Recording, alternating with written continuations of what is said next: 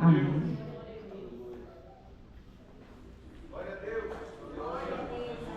A paz do Senhor, meus queridos. Amém. Vocês podem se assentar. Eu sei que é o último dia de festa. Eu ia falar muito provavelmente, mas eu tenho certeza que essa mulherada que está sentada aqui já trabalhou muito nesses dias. Porque é assim que acontece, né? É festa das crianças, as mulheres trabalham. É festa dos jovens, as mulheres trabalham. Eu não estou dizendo que os homens não trabalham também, mas eu sei que Deus colocou em nós um dom natural de olhar e cuidar. Então, quando a gente vê uma coisinha ali fora do lugar, a gente já tem essa visão que engloba tudo que acontece. Bom, quando recebi o convite, eu quero agradecer ao pastor Enilson, a pastora Graciela, por confiar a mim esse momento que eu entendo que realmente é um momento de muita responsabilidade, né? Que precisa de muita... Eu preciso ficar molhando minha boca. Você abre para mim esse aqui? Já está bem. Irmãos, não reparem, viu? Porque eu preciso ficar constantemente umedecendo os lábios. Eu tenho um problema, a minha boca fica seca. Ela não produz saliva. E aí fica bem difícil para mim. Obrigada, Jair. Quando eu recebi o convite para ministrar, não foi nem falado o tema, texto, nada. E eu já, a partir daquele dia, comecei a orar. Aí passaram uns dias, eu falei, amor, ninguém falou nada ainda. Qual é o tema do congresso? Tem um texto? Aí ele entrou em contato com o pastor Enilson, né, pastor? E aí o pastor mandou para mim. E eu peguei o texto, fui ler e até quero dar um testemunho de que esse texto é um texto muito especial na minha vida. Em dezembro de 1991, eu completei 7 anos de casada e eu não engravidava. E no dia 31 de dezembro, o pastor da igreja que eu frequentava, que era lá em São Paulo, ele pregou sobre esse texto. E ele falou sobre algumas coisas e o desafio de nós lançarmos as flechas num ato profético sobre aquilo que nós gostaríamos de receber nesse ano, no ano seguinte, que no caso era 1992. E eu falei para o Senhor, eu fui à frente aquele dia e eu falei, Senhor, é a última vez que eu vou pedir. Se não acontecer, eu vou entender que é porque o Senhor tem essa vontade para mim. Eu quero um filho.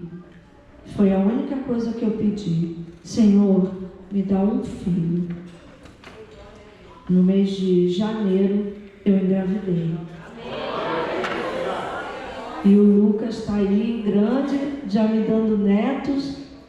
E 2 anos e pouco depois eu tive o Caleb, que também já está casado.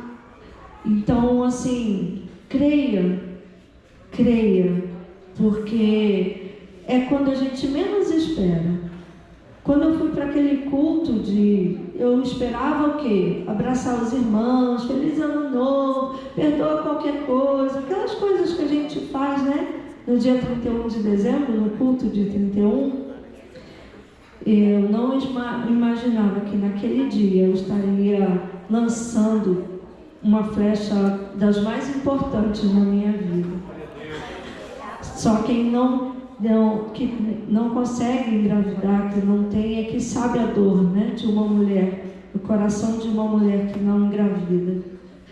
Então eu relembrei e me emocionei e fiquei meditando nesse texto e falei, Senhor, no momento em que eu soube o tema, eu falei, será que é para falar sobre submissão?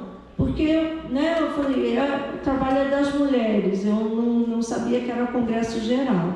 Eu falei, mas Senhor, eu vou deixar que o Senhor me guie, eu não vou perguntar.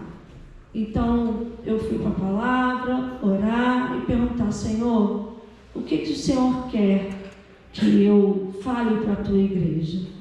Bom, nós vamos começar lendo o texto, né? 2 Reis 13, versículo 16, mas eu gostaria de ler com vocês a partir do 14. Você pode ficar sentado mesmo, tá? 2 Reis, capítulo 13, versículo 16, do versículo 14 em diante. Quando Eliseu estava sofrendo da enfermidade da qual viria a morrer, Jeoás, rei de Israel, foi visitá-lo. Chorou diante dele e disse: meu pai, carros de Israel e seus cavaleiros. Então Eliseu disse ao rei: pegue um arco e algumas flechas. Jeoás pegou o arco e as flechas. Eliseu disse ao rei: empunhe o arco. O rei fez assim. Então Eliseu pôs as mãos sobre as mãos do rei e disse: abra a janela que dá para o leste. O rei abriu e Eliseu continuou: atire. E o rei atirou. Então Eliseu disse: flecha da vitória do Senhor, flecha da vitória contra os sírios. Você vencerá os sírios em Afeca, até acabar com eles. Então repare que aí Eliseu já estava dando uma dica para o rei do que estava acontecendo. Eliseu disse mais: pega as flechas. Ele as pegou, então disse ao rei de Israel: atire contra o chão. Vocês já viram alguém atirar uma flecha para o chão? É bem estranho, né? Bem assim, fora da lógica. E o rei fez isso 3 vezes e parou. Então o homem de Deus ficou indignado com ele e disse: você deveria ter atirado 5 ou 6 vezes, e assim venceria os sírios até acabar com eles. Mas agora vai vencê-los só 3 vezes. Então a gente entende aí que o rei tinha mais flechas à disposição dele, né? Mas ele decidiu atirar somente 3. Ele parou. Aí a Selma estava falando aqui sobre a responsabilidade, as outras irmãs também, e eu fiquei pensando, tudo que o Senhor pede para nós, Ele sabe das nossas forças, Ele sabe, Eclesiastes fala isso, né? Que aquilo que vier às suas mãos para fazer, faça conforme as suas forças. Mas a gente sabe que no momento que a gente se sente fraco, a Bíblia diz que é aí que nós estamos fortes. Por quê? Porque quando você se sente fraco, você vai buscar ajuda. Senão você vai ficar caído lá. E aí nós nos tornamos fortes, porque a gente vem e recebe do Senhor a força para continuar. Eu imagino que vocês agora, né, hoje já é o 4º dia, quem pregou aqui deve ter falado para você sobre o contexto do reino ali que tinha acontecido, mas eu quero falar só um pouquinho mais breve. O rei Jeoás, ele era neto de Jeroboão. Esse homem, essa pessoa, Jeroboão, ele foi um oficial do reino de Israel, que era governado nesse momento por Roboão, que era filho de Salomão. Roboão, ele tomou algumas medidas, ele aumentou os impostos e as obrigações de trabalho do povo e gerou muito descontentamento. E se aproveitando disso, Jeroboão, que tinha ali já aquela semente do pecado, do orgulho dentro do coração dele, começou a né, no ouvido de quem? Dos líderes. Porque a gente sabe que o povo, ele vai de acordo com aquilo que o líder. Então ele não foi lá no meio do povo, ele foi no ouvido dos líderes. E ele seduziu o coração daqueles líderes que estavam descontentes. E o que isso mostra para a gente? Que no momento em que a gente está fragilizado, a gente precisa ter muito cuidado com quem a gente ouve. Com quem você está abrindo o seu coração no momento em que você está fragilizado? Que você está descontente com alguma coisa. Porque, gente, ficar triste, ter raiva, ter medo, são emoções naturais do ser humano. Assim como a alegria, como todas as coisas boas, né? As emoções. Então, o povo estava descontente, porque eles estavam dando mais do que eles achavam que deveriam dar, que estavam sendo cobrados além daquilo que era justo. Nada parecido com o que a gente vive hoje atualmente, né? Quanta carga de impostos e quanto a gente precisa trabalhar para ter pelo menos um pouco de dignidade, conseguir ter uma casa, um pouco daquilo de normal da vida cotidiana. Então eu falo para você, tome cuidado, ore pelo seu país, ore pelas suas autoridades, não fica falando mal, não fica, se juntando para... Não, abençoe a nossa nação. Bom, como eu falei, Jeroboão se aproveitou daquele momento, e aí aqueles homens falaram assim: esse cara aí, é gente boa, vamos botar ele como nosso rei, porque aí as coisas vão facilitar para a gente, vai ficar tudo mais fácil. E aí foi que houve a divisão do reino de Israel, que até ali eram 12 tribos, então passou a ser 10 tribos para um lado, que a capital era Samaria, e 2 tribos, olha só, gente, olha como a semente do mal. E aí as pessoas querem falar assim: a voz do povo é a voz de Deus, né? Não, meu irmão, não vai atrás disso não, você vai se dar mal. Você precisa ouvir a voz de Deus, e a voz da maioria nem sempre é a voz de Deus, nem sempre. Até porque o que começa com uma rebelião não dá fruto bom, não tem como. Bom, a capital das outras do sul, né, passou a ter somente 2 tribos, que foi Benjamim e Judá, e a capital era Jerusalém, onde estava o templo. E aí Jeroboão, ele não ficou feliz em acabar só com a parte administrativa, não. Ele foi além, porque o mal é assim, né? Ele vai sempre além, é um abismo chamando o outro. Quando ele tirou a capital de Jerusalém, tirou não, né? Ele instituiu outra capital.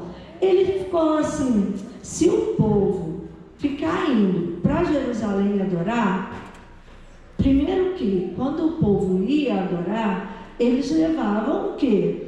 Ofertas. Levavam sacrifícios de bois, de cordeiros, de ouro e prata. Então, assim, não foi só uma questão espiritual, né? Então, ele falou assim: para o povo não ir para lá e eles acabarem percebendo, né, que eles estão sendo desviados, vamos fazer aqui mesmo, em Samaria. E aí ele fabricou 2 bezerros de ouro. Olha, gente, eu fico assim, esse povo, eles não sabiam de tudo que tinha acontecido no deserto com o povo de Israel. Eles sabiam, e eles caíram exatamente no mesmo erro, fazendo a mesma coisa. Eles construíram ali, colocaram 2 bezerros e falaram: não precisa ir para Jerusalém não, tá? Deus é o mesmo Deus e a gente pode adorar aqui mesmo.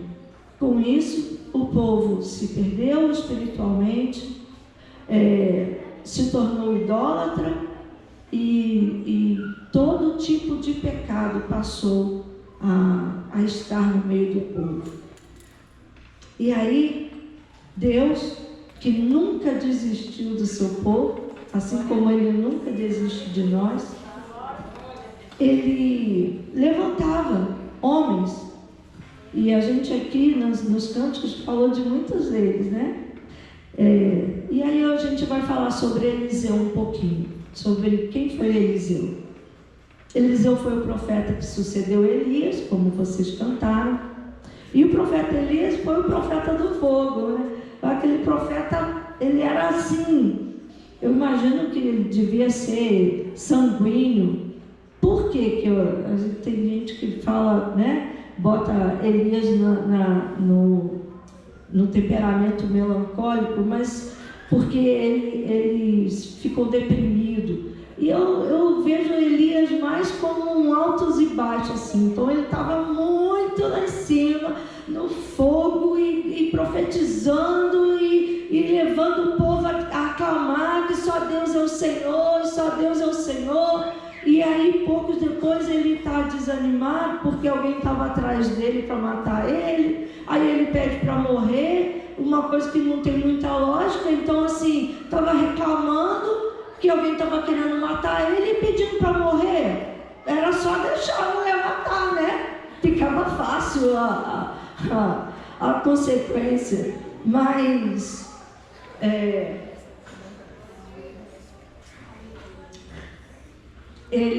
eu imagino que ele estava cansado, porque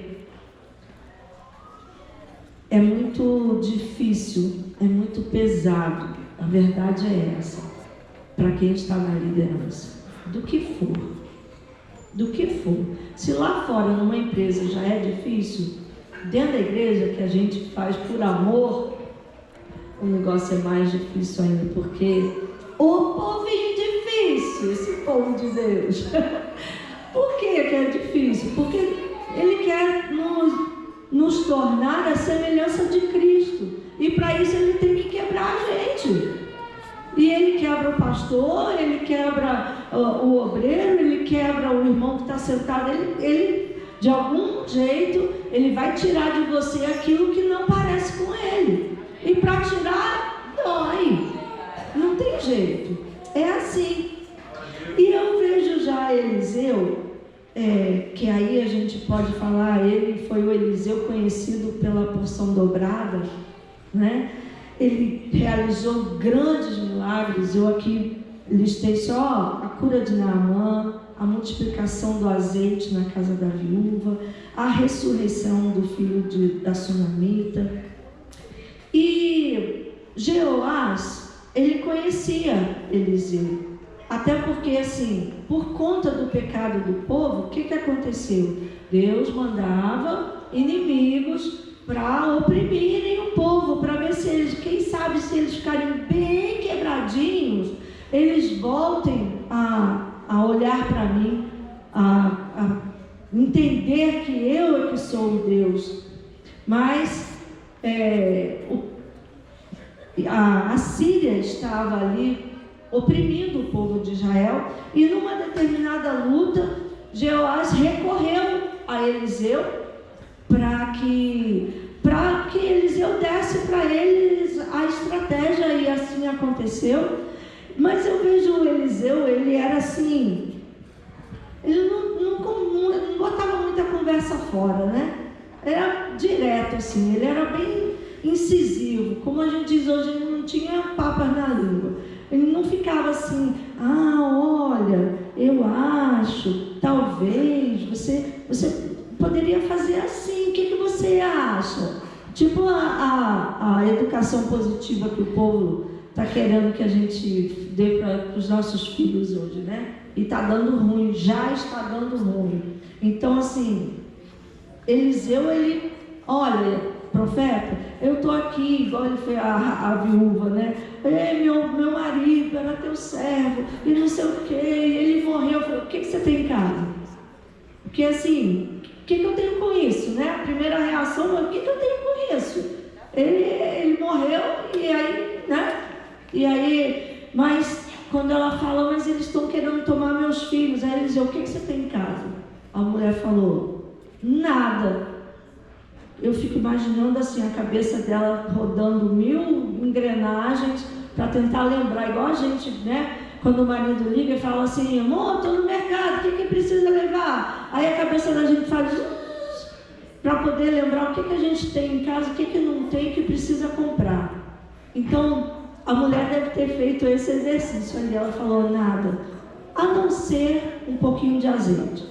Aí Eliseu falou, ó, vai e pede muitos vasos emprestados, coloca lá. E ele foi dando as ordens assim, como aconteceu nesse momento. O rei, e aí é uma coisa muito importante, o rei, ele conhecia Eliseu, mas ele não conhecia o Deus de Eliseu. Por isso o desespero dele. Porque ele falou assim, vai acabar a minha bolinha de cristal. Como é que agora eu vou para a guerra? Como é que eu vou saber o que fazer? Porque Eliseu dizia, a Bíblia diz que Eliseu falava para o comandante exatamente aquilo que o comandante do exército inimigo estava pensando. Então você imagina você perder um estrategista desse. O rei estava... E agora? Porque ele mesmo não sabia recorrer a Deus. Ele não foi ensinado, ele nasceu num ambiente já de idolatria, de prostituição espiritual. Ele não sabia o que fazer. Então o rei estava lá, com medo, chorando, e eu fico imaginando Eliseu, assim, da forma como ele era, então, provavelmente deitado, e assim, ah meu Deus, de novo, de novo, eu não tenho paz nem para morrer, porque a Bíblia diz que ele estava doente da enfermidade, que ele iria morrer. Então ele não estava bem. E aí Eliseu falou, pega lá o arco e a flecha. Aí o rei deve ter assim, né? Acho que o Eliseu está variando. Deve estar com febre, a cabeça. Mas, como ele já tinha dado certo antes, ele foi lá e pegou. E era assim, mecânico, né? Como se ele estivesse alheio ao que estava acontecendo. Porque, gente, ele falou, foi lá, pegou o arco, e aí Eliseu colocou as mãos sobre as mãos dele. É como se, assim, eu estou aqui com o microfone na mão, e a pastora Graciela, assim como ela fez, ela veio e botou as mãos sobre mim. Seria muita falta de discernimento espiritual se eu não entender o que estava acontecendo ali. Nesse momento em que Eliseu coloca a mão sobre as mãos do rei, Eliseu estava num ato profético, dando autoridade nas mãos do rei para que ele vencesse os inimigos dele. E o rei não entendeu isso. Ele não percebeu que o que Eliseu estava fazendo. Era como se ele dissesse assim, olha, eu não vou estar mais aqui para te dizer o que vai acontecer. Mas, recebe aí. Eu estou dando a autoridade a você, para que você vença o inimigo. Mas o rei era tão longe espiritualmente de tudo, que ele não entendeu. Bom, que o profeta Eliseu mandou o Joás fazer? Pegar o arco e a flecha. E aí eu te pergunto, qual era o problema? O problema era um exército muito superior que estava oprimindo o povo de Israel, certo? Então, só pegar o arco e a flecha iria resolver? Um homem sozinho? Não. E aí, por quê? Porque precisava haver uma palavra de autoridade liberada. E como o rei não entendeu isso, ele não recebeu. Eliseu, o representante de Deus, deu uma ordem direta: pega o arco e a flecha. E quando ele falou para o rei, né? Faz assim, e aí o rei, totalmente alheio, talvez até imaginando assim, como eu falei, acho que ele está variando, ele não está mais bem da cabeça, já está velho, e, né? Assim, precisava haver também humildade, precisava haver palavra de autoridade liberada, precisava haver humildade e reconhecimento. Ele era o rei. Então, na nossa ordem aqui humana, ele estava acima de Eliseu, né? Porque ele era o rei, era ele que mandava em tudo. Então, eu imagino ele obedecendo Eliseu, mas assim, eu sou o rei, né? Por que Eliseu está... Quem tem que fazer isso é o general, é o soldado, e não eu. Me parece que ele estava desprezando aquele momento profético. E foi por isso que Eliseu se indignou com ele. Precisava haver também obediência. Então, haver palavra de autoridade liberada, humildade e reconhecimento e obediência. A ordem era simples, ele foi bem direto. Mas, como eu falei, você imagina alguém falando para você assim, atira para o chão. Eu falei, eu atirando nos soldados já está ruim, imagina eu atirando para o chão, é desperdício. Não tem sentido. E era tão sem lógica isso. Mas o rei obedeceu automaticamente, mas sem entusiasmo. E aí a gente vai agora aplicar um pouquinho aqui. Você imagina o seu pastor aí, eu sou a pastora, no meio do culto, chama você, vem cá.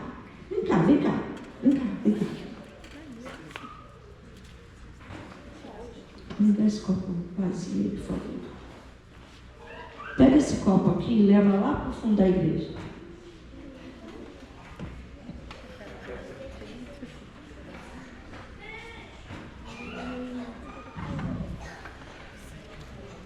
A porta está aberta? Então, levanta o braço. Agora você pega e joga esse copo lá para fora. Agora você vai buscar, por favor, que não pode ficar lixo lá.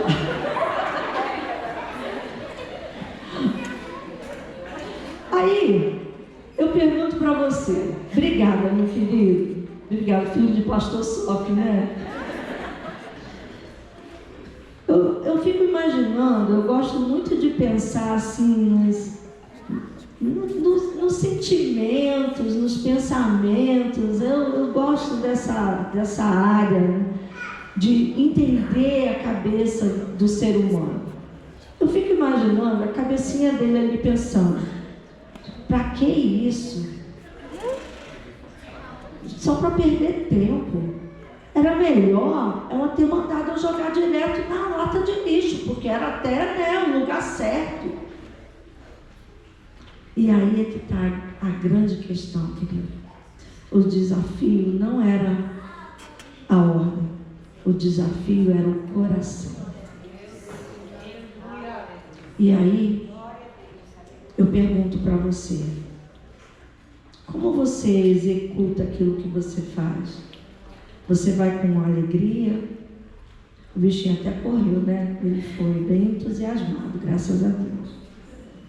Com entusiasmo? Ou você vai questionando, murmurando?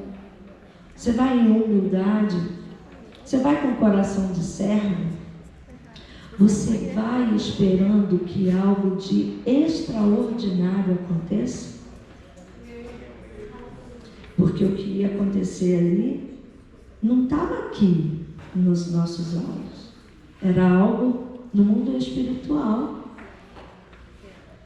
E aí eu pergunto para você, quando o seu pastor, quando o seu líder pede a você algo, como é que vai o seu coração? Como é que você executa aquilo ali? Jesus, ele falou, quando ele estava com os discípulos, que Simão Pedro, né, estava ali, aquele momento que Jesus ia ser levado, né, ia começar o caminho, né, da crucificação de Cristo. E Pedro ali agoniado e falando não e não. E aí Jesus olha para ele e fala: Simão, Simão, Satanás pediu para peneirar vocês como trigo. Eu, porém, orei por você, para que a sua fé não desfaleça. E você, quando voltar para mim, fortaleça os seus irmãos. A nossa vitória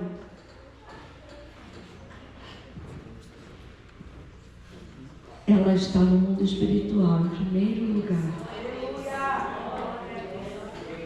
A guerra veio, a luta veio, o momento difícil veio, a tristeza veio, o desânimo veio, mas Jesus tinha dado uma palavra: eu orei por vocês, irmão. Então Jesus, ele garante para você hoje. Eu não sei o que você pode estar vivendo na sua vida profissional, sentimental, mas Jesus falou: olha, eu estou intercedendo por você, eu estou lá diante do Pai, eu intercedo por vocês, eu sou o advogado. Então, querido, não perca o seu coração. Quando você for fazer algo, quando você estiver passando na tribulação, pede ao Senhor para guardar o seu coração, assim como ele fez ali com os discípulos dele. E aí eu queria falar um pouquinho para as mulheres, já que hoje é o nosso dia, né? A gente está vivendo um tempo de muita confusão sobre o nosso lugar no mundo. Mas Deus, ele não mudou. E o que ele planejou também não mudou.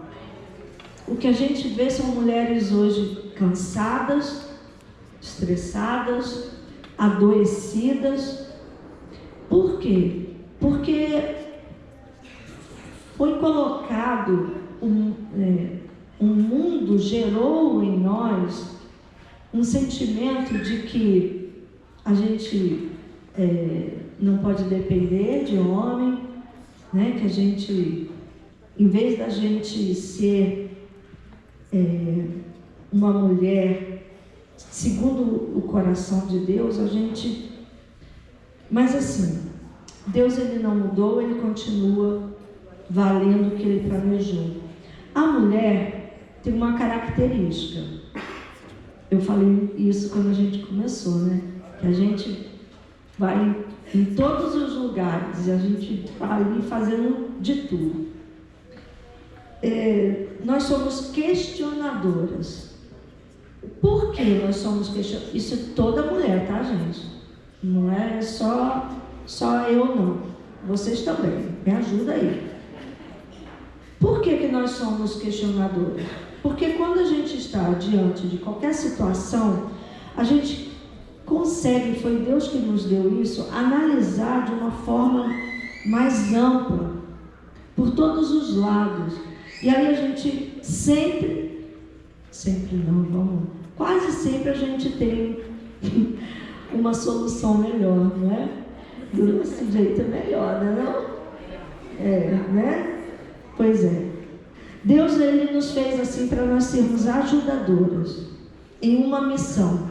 Em primeiro lugar, servir a Deus.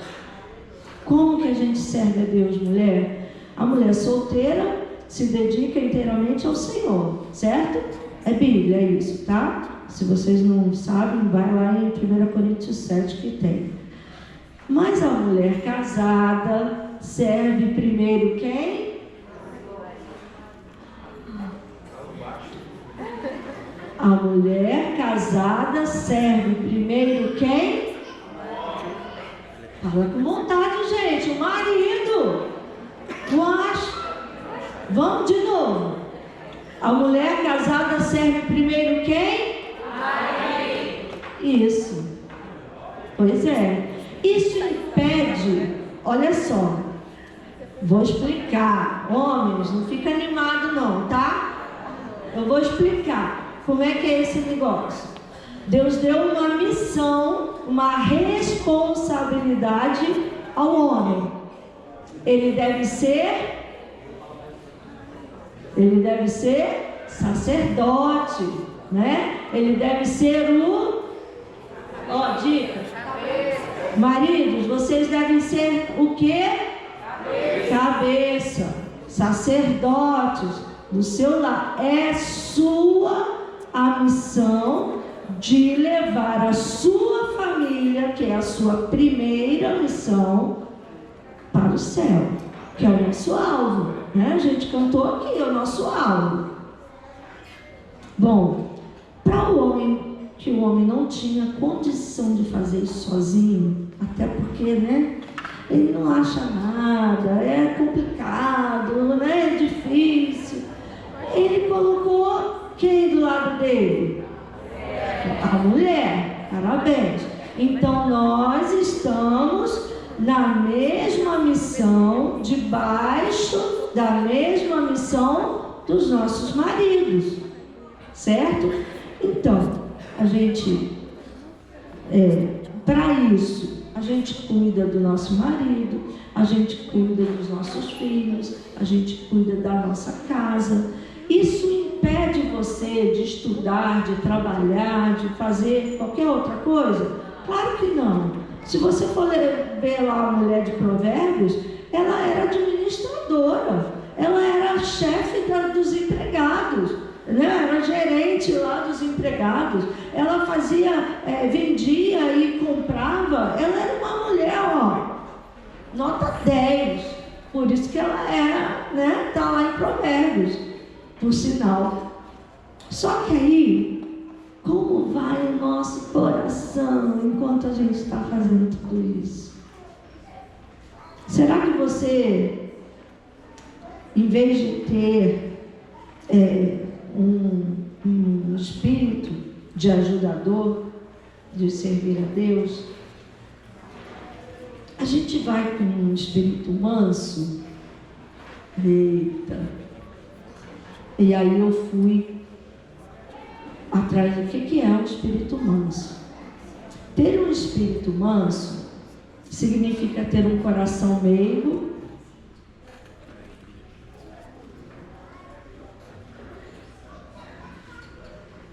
gentil e paciente. Só isso. Mas é difícil, né? Por quê?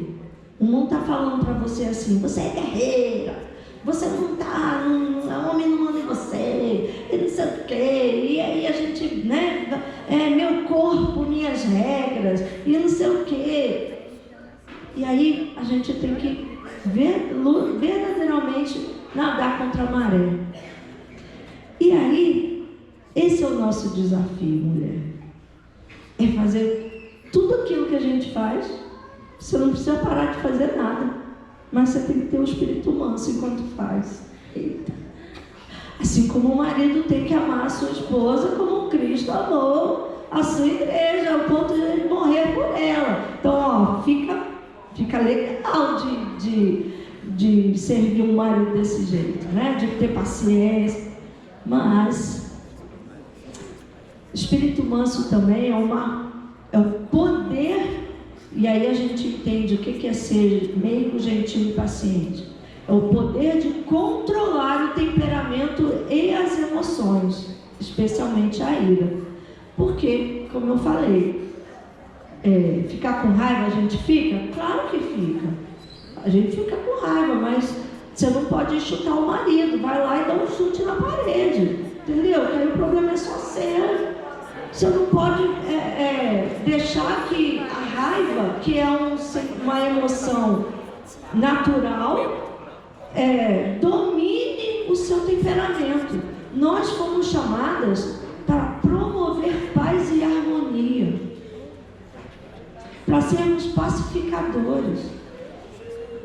E a gente é mulher implicante, murmuradora, como a Bíblia diz, uma mulher rixosa, porque o pecado, ele deturpou a nossa essência.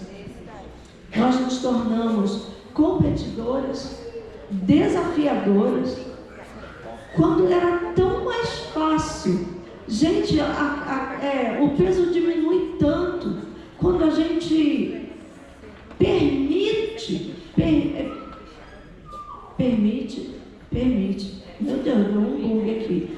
Quando a gente permite Deus nos colocar no lugar onde nós temos que estar. E o nosso marido onde ele tem que estar. É tão mais fácil para nós dois. Só que a gente fica, todo dia. E aí o cara não quer nem mais voltar para casa, porque a mulher fica lá. Se eu não fizer, ninguém faz. Porque o que eu faço fica bem feito. Não vou deixar fulano fazer não. Não, menino, sai daqui. Você faz o negócio tudo de qualquer jeito. Eu que faço. Pois é. Se eu não fizer, ninguém faz. Se eu não fizer, não fica direito. Se eu tivesse feito, ficaria mais bonito, mais gostoso, mais bem feito. Ou então a gente fala assim, para que isso? Sem necessidade esse negócio. Esse povo que fez essa decoração, meu Deus, se eu tivesse feito, eu ia colocar não sei o que, eu ia fazer assim, eu ia fazer assado. Quem escolheu esse uniforme, hein? Pelo amor de Deus, que uniforme feio. Se eu tivesse escolhido, ia ser muito mais bonito.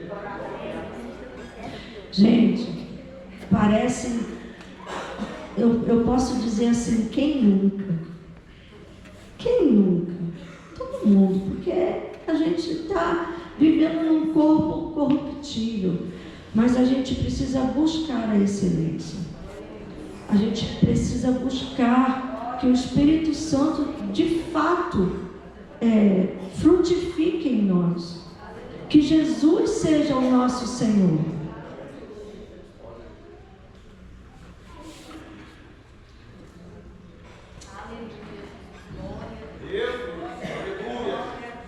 O orgulho, que foi o primeiro pecado que a gente soube da existência, porque foi o pecado que derrubou Satanás do céu, é um pecado que eu fiquei tentando pensar qual o pecado que origina os outros. Se a gente for olhar, está tudo baseado no orgulho, né? Até porque o primeiro pecado que foi Eva, também foi, se você comer, você vai ser igual a Deus.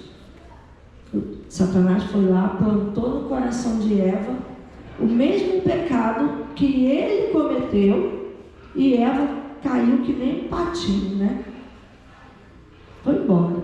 E aí, o que está por trás de todos os outros pecados que a gente hoje vive? Se é pecado de, vamos dizer, os casados, adultério, o que está atrás do pecado de adultério? É assim, eu merecia coisa melhor. Você não é suficiente. Não é orgulho?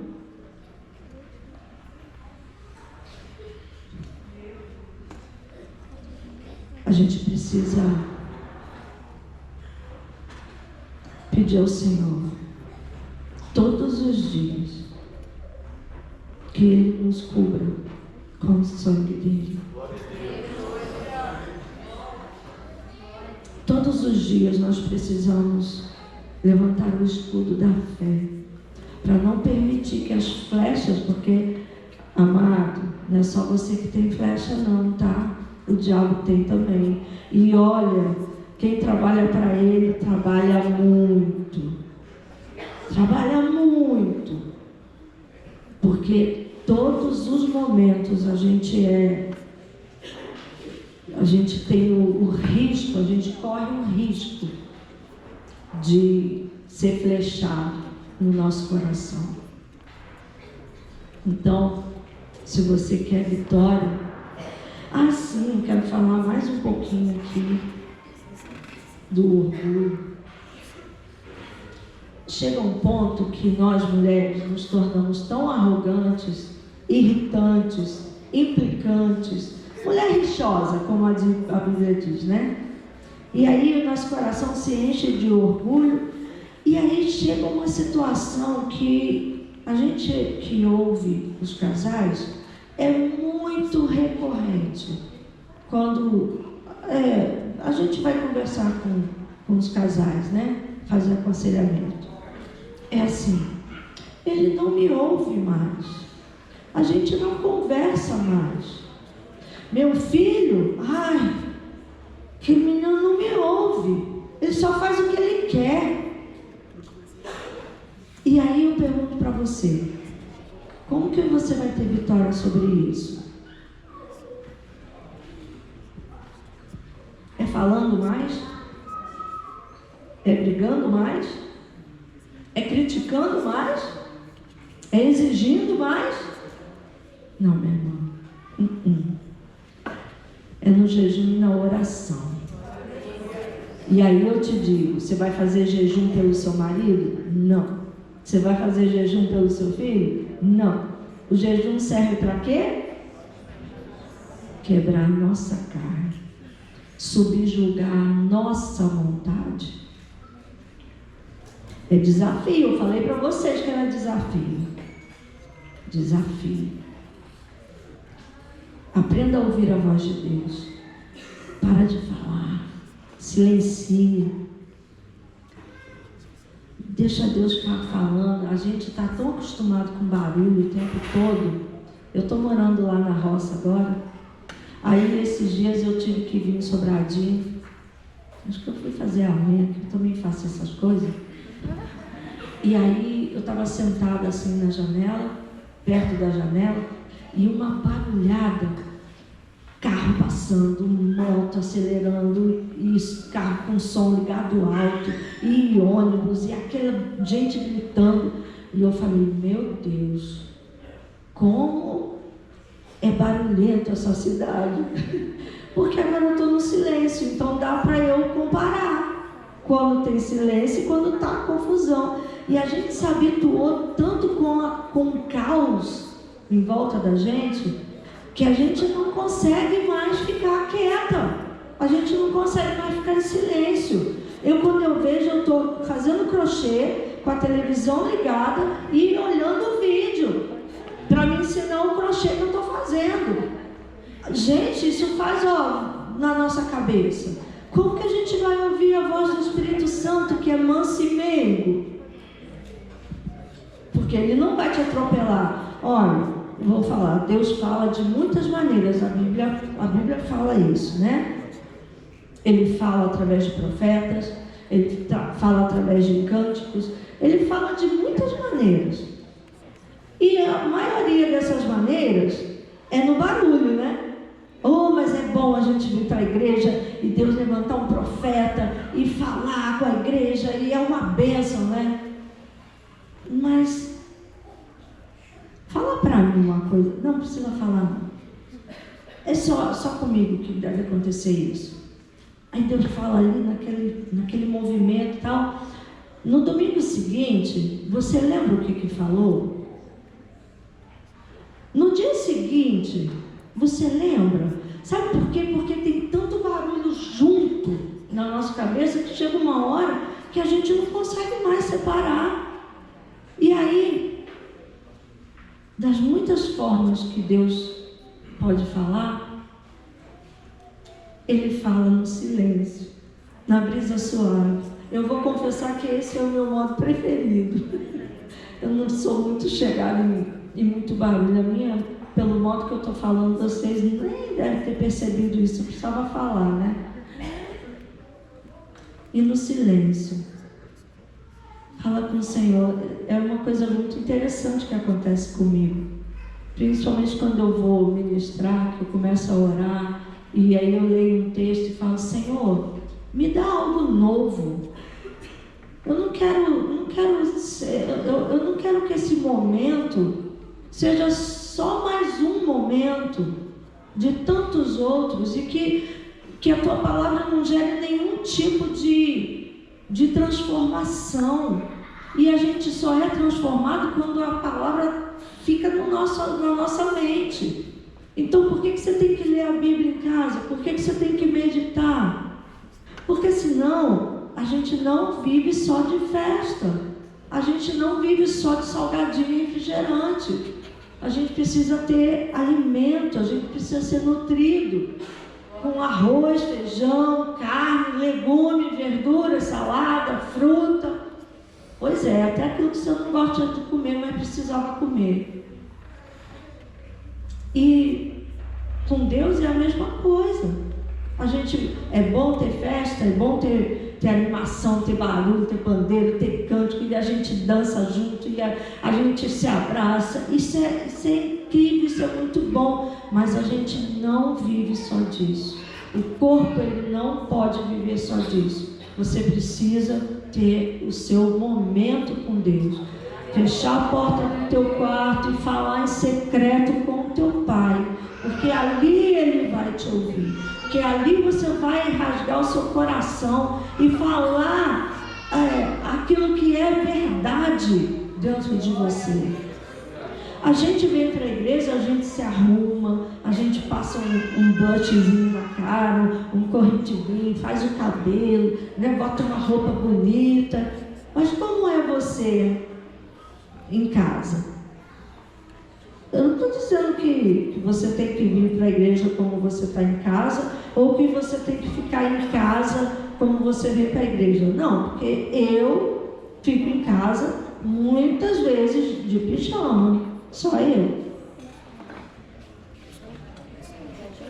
Só eu que fico só de pijama? Graças a Deus, fiquei até preocupada. Então, sabe o que eu quero dizer com isso? É que quem você é de verdade não é nas grandes coisas, sabe? Não é nos grandes feitos, nos diplomas que você recebeu, nas promoções do seu trabalho. Não. Quem você é de verdade é quando você está ali de pijama, né? Escova os dentinhos e penteia o cabelo, pelo menos, por favor, viu, gente? E aí você está ali à vontade, sem nenhuma cera, totalmente sincero. Aí você fala com Deus e Deus fala com você. Eu tenho certeza, Ele fala. Deus, ele faz assim em mim. Se Ele faz em mim, Ele faz em você também. Mas você pode falar assim: pastora, eu oro e tal, mas eu nunca ouvi a voz de Deus. Gente, Deus não vai falar que nem um trovão. Ele pode falar assim, mas quando Ele está lá no seu secreto com você, Ele vai falar dentro de você.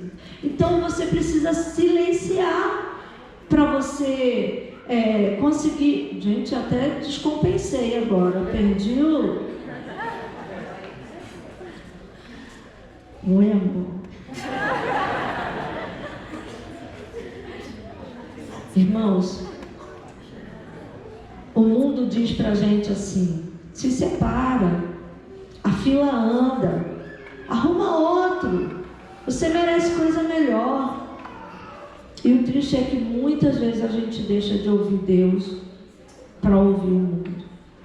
Deus, Ele quer nos dar vitória completa. O rei, ele não teve vitória completa, porque ele obedeceu por reflexo. Ele estava alheio, ele não entendeu aquele momento espiritual. Ele não tinha comunhão com Deus. Ele fez só o que mandou. E aí, hoje uma das irmãs falou isso. Em Lucas 17, capítulo 17, versículo 9 e 10, Jesus fala sobre um patrão que chegou e o servo estava fazendo as coisas que ele tinha que fazer. E aí o patrão falou para ele assim: serve a minha janta, eu vou comer, e aí depois que eu comer, você pode ir comer também. Aí Jesus pergunta: será que ele terá de agradecer ao servo por ter feito o que tinha sido ordenado? E aí Jesus continua: assim também vocês, depois de terem feito tudo o que lhes foi ordenado, digam: somos servos inúteis, porque fizemos apenas o que devíamos fazer. É forte, né? E aí a gente pensa assim, em tudo que a gente vai fazer, em casa, na igreja, no trabalho, será que eu estou fazendo só o que me estão mandando? Ou você olha para aquilo que precisa ser feito com amor, entendendo que Deus pode estar ali naquele momento, profeticamente, dando a você a vitória que você tem tanto buscado? A gente vem para a igreja e vê um copo que alguém tomou água e esqueceu. E aí você olha e fala assim: depois o zelador pega. Irmão, faz isso não. Tem um coração de servo, porque você é servo do Senhor, não é do pastor. Abaixa, pega o copo e bota no lixo.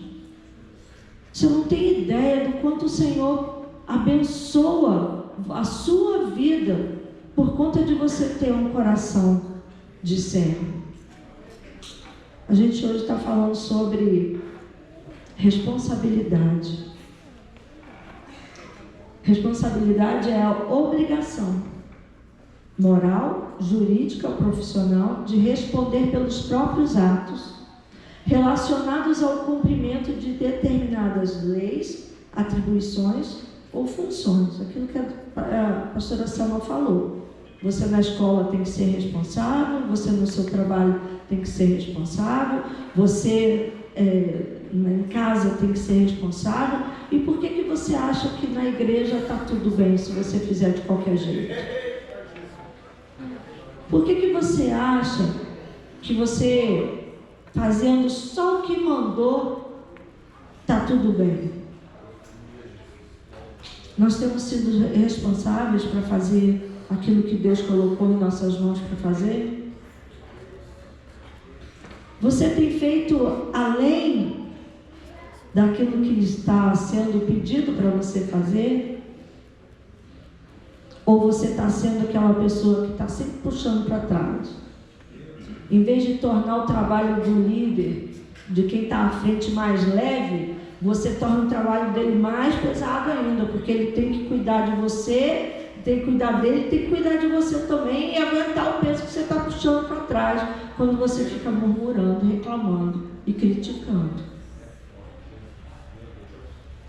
Ser responsável não é só ir ali na igreja, na rua fazer evangelismo. Ser responsável na missão é você amar o que você está fazendo.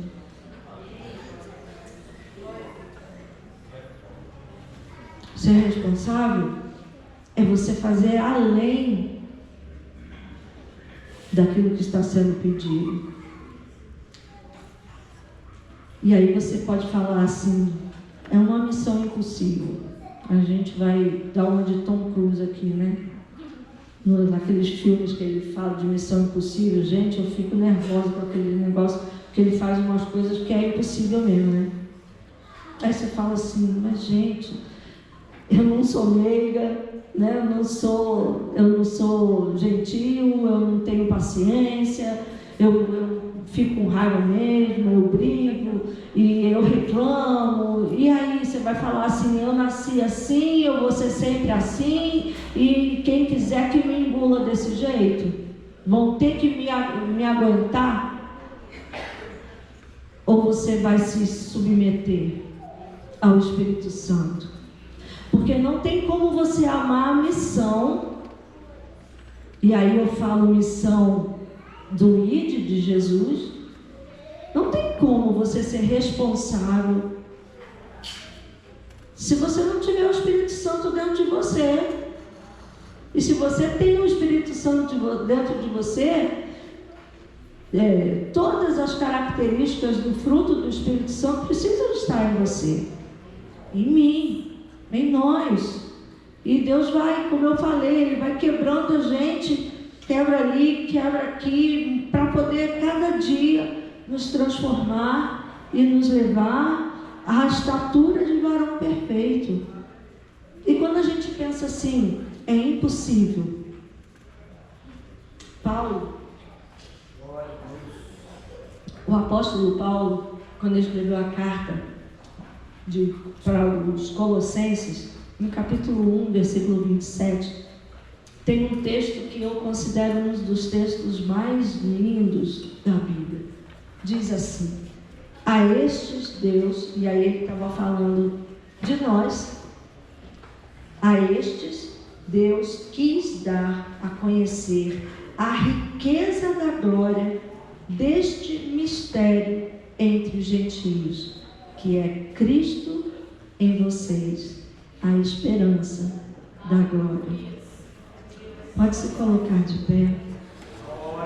Nós temos uma esperança.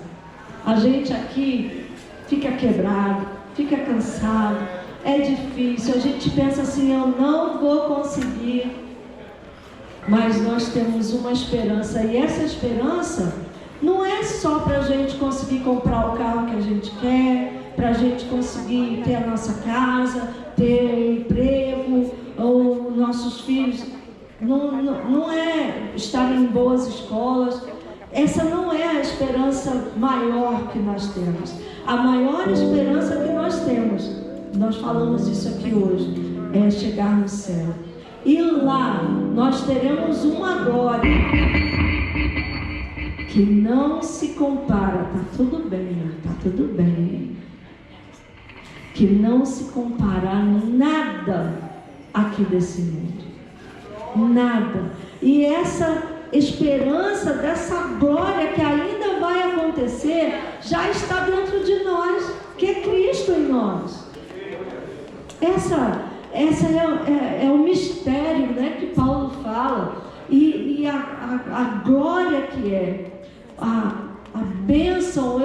Assim, faltam palavras para a gente conseguir colocar o que significa esse Deus que é tão grande, a gente sempre canta isso, né?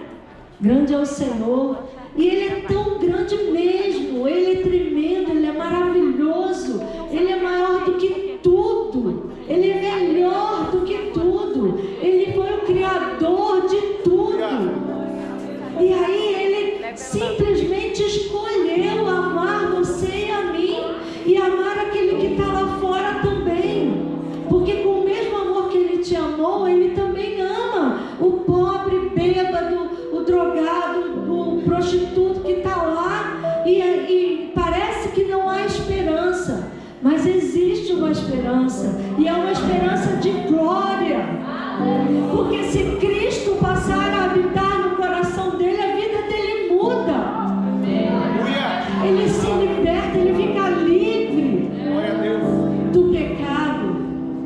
Então nós temos uma responsabilidade, sim.